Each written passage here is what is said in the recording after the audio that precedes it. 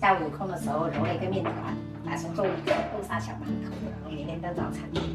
稍微给它揉一揉排气，给它1分为2，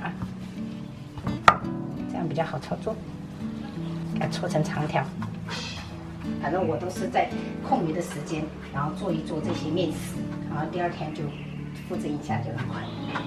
然后接着我们用手给它压扁。我一般都是直接买这种现成的豆沙哈，就是这种减糖版的，然后给它挤在中间。因为我们这个放到冰箱一段时间了，所以水分有点蒸发掉了，有点干。从2边给它收起来。我过来看一下妈妈怎么做的。怎么做的？等一下我长大时候会做的。好，可以。长大我教给你好不好？嗯。这就是你们喜欢吃的那种豆沙小馒头。然后稍微这样子整理整理，把这个边缘弄好看一点点。嗯。整好以后，我们就可以摆在这个蒸屉上面了。我发现这种小馒头还挺适合亲子的，互动的哈。妈妈这里那么小，那么小，这样子摆，250克差不多就快1盘。30度，然后大概需要30分钟，给它发酵至1.5倍大，2次发酵哈。香蕉的果肉是白白的。昨天晚上临时出门了，所以真的米饭都没吃，所以今天打算做一个店里面吃的那个鱼子炒饭。杏鲍菇洗净，我们先给它切厚片，改刀切成丁儿哈。再准备1块这种肥一点的五花肉。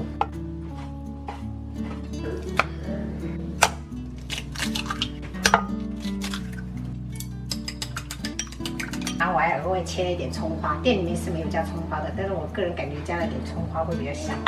因为我们用五花肉的，所以这个油我们用一点点就可以了哈。接着我们就把这个五花肉放下去，给它煸出油水，不用煸得特别干。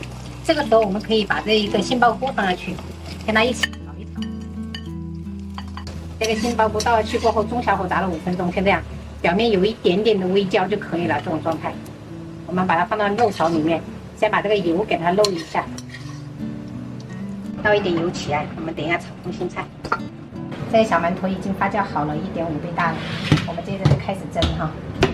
时间的话，我们大概设个5、6分钟，然后要焖3分钟。直接用这一个猪油哈来炒鸡蛋，炒的这种散散的，我们就可以把这个生米饭倒下去了。这个时候我们开中大火。调味我们就加盐，再来一点点生抽，然后把这个午餐肉跟杏鲍菇放上去翻炒均匀。最后我们再把这个葱花放上去，给它炒一炒哈。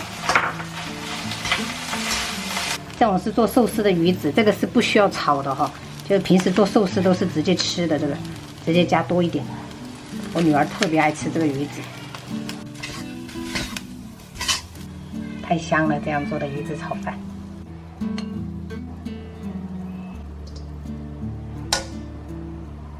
豆沙小馒头，你尝一下。这个明天当早餐，拿一个。好好吃。好吃啊！小朋友很喜欢吃这种。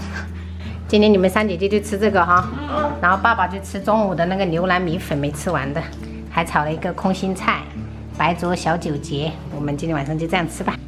爸爸，这个虾怎么这么小？这是小九节虾。小九节现在多少钱？80。那还可以嘛。大一点的110。哦。对，是当人肉饺啊。因为妈妈炒散了。哦。